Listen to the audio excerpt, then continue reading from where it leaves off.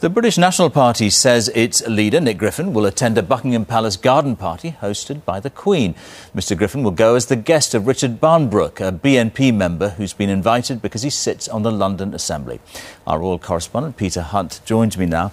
How difficult is this going to be for the palace? Well, they'll never say it publicly, but privately I think they probably would accept that it's a far from ideal situation. But we have to remember that Richard Barnbrook is an elected representative. I should stress that neither of these two yet have their hands on a sort of gold embossed invitation from the Queen. The process is that bodies like the London Assembly are invited to put people forward. That's how Richard Barnbrook's name went forward. He chose as his guest, as you say, George, Nick Griffin, the BNP chairman. So now these two, along with all the guests at all the garden parties, go before the police, and the police have to assess whether any of the guests pose a threat to security.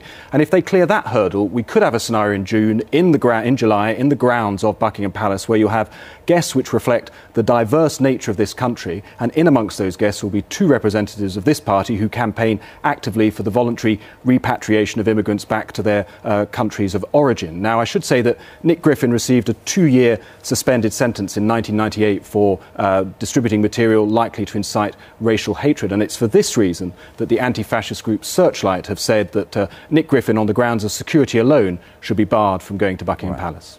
Peter, thank you.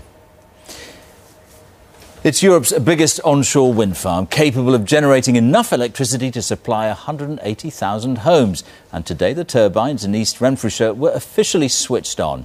Lorna Gordon was there.